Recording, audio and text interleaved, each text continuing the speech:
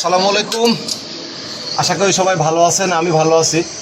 আজকে ওয়াইরিংয়ের একটা টিপস দেখাই আপনাদের। এই দেখেন, এই দুইটা মিটার আর সাবির লাইন, হ্যাঁ, এই দুইটা মিটার আর সাবির লাইন, এই দুইটা একটা হুই পাম্পের লাইন, একটা হচ্ছে হুই পাম্প আর্থিংয়ের লাইন, এই তিনটা।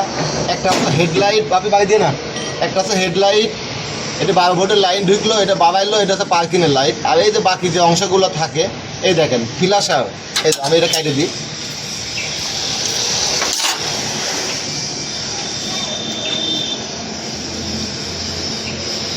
এই দেখেন, এই তিনটা ফ্ল্যাশার, এটা ফ্ল্যাশারের লাইন, এটা ডানে ইন্ডিকেটার, এটা বামে ইন্ডিকেটার। আর এখানে যে দুইটা আছে, এই দুইটা হচ্ছে আপনার হর্নের লাইন।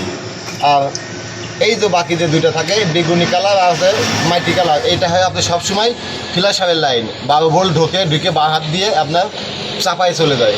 আর এই যে বাকি যে লাইনটা থাকলো, একটা হলো আপনার মিটারের সকেট। এটা এখানে আছে আপনার, এটা কালো উপর যে লাল দাগ থাকে, এই তারটা কিসের আপনি অবশ্যই সকলেই জানেন।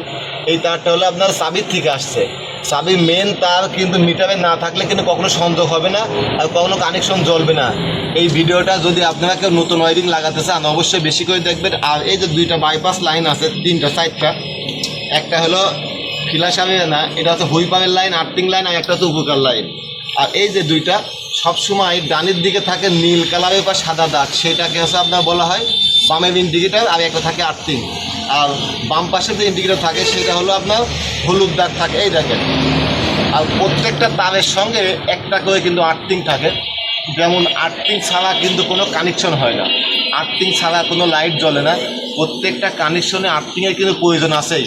তাতে এই ভিডিওটা বেশি করে দেখবেন, আর প্রতিটা তার দেখে নেবেন। যদি কখনো লাগাতে চান, ভিডিওটা কেমন হলো অবশ্যই জানাবেন। মুমিন অটো কুষ্টিয়া, জুগিয়া, পালপাড়া। আসসালামু আলাইকুম।